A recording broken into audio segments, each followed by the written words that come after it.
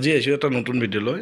আজিৰ ভিডিঅ'টোত মই 4টা ৰুমৰ গোটেইখিনি টিংপাত লগোৱালৈকে কাম শেষ কৰিলোঁ আৰু এই ঘৰটোৰ এইটো ফ্ৰণ্টৰ ছাইড আৰু মই চাজা ওপৰত ঢালিছোঁ কেঞ্চিৰ লগত। এইটো আপোনাৰ টিংপাতখিনি দেখা নোপোৱা হ'ব আৰু ওপৰত মই 1 লাইন আৰু গাঁঠিম। 2 লাইন গাঁঠিলে সম্পূৰ্ণ টিংপাতটো নেদেখা হৈ যাব আৰু যিহেতু এইটো ঘৰটো বহুত খোলা জেগাত হয়, পথৰুৱা জেগা আৰু বতাহৰ পৰা বহুতখিনি ছেভ কৰিব চাৰ্জাৰ দুখনে। এইটো ফ্ৰণ্টৰ হয়, মই বেক চাইডেও এইটো চাৰ্জাৰ কাম কৰি আছোঁ, এনেকুৱাই ছেম হ'ব। আৰু ঘৰটোৰ এইটো ফ্ৰণ্ট চাইডৰ এই বাৰাণ্ডা এখন আৰু বাৰাণ্ডাখনৰ পৰা এইটো সোমাই ড্ৰয়িং ৰুম। বাৰাণ্ডাখন মই 6 ফুট আৰু 14 ফুট দিছোঁ, বহলটো 6 ফুট, লম্বাটো 14 ফুট আছে। আৰু বাৰাণ্ডাৰ পৰা সোমাই এইটো ৰুম, এইটো ড্ৰয়িং ৰুম হ'ব। এইটো বহলটো 14 ফুট আৰু লম্বা 16 ফুট আছে। আৰু নেক্সট এইটো বেডৰুম হ'ব। এইটো বেডৰুমত সোমাই আছোঁ আমি। এই বেডৰুমটো এইটো 16 আৰু 14 আছে। ঘৰটো 32 ফুট লম্বা আছে। তাৰপিছত ইয়াতে দুৱাৰ দিয়া গৈছে এখন, দৰ্জাৰ ফ্ৰেম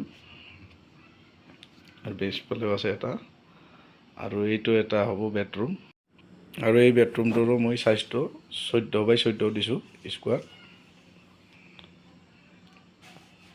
এইটো 14 আৰু এইফালে এটা আছে, এইটো হ'ল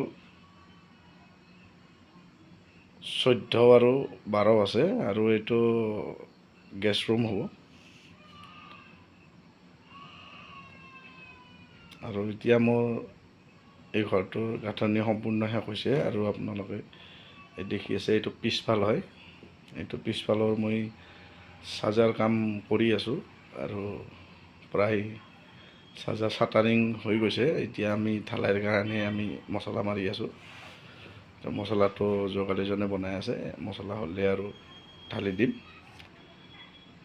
আৰু পিছফালে আৰু বঢ়াব পৰা এটা প্ৰভিজন ৰাখি থৈ দিছে, যদিও মানে বক্স টাইপৰ হয় নহয়, এনেকুৱা যিটো চাইজৰ ঘৰটো আছে তেনেকুৱা নহ'লেও চালিয়া হ'লেও বনাব আৰু পিছফালে কিটচেন আৰু ডাইনিং ৰুমৰ কাৰণে।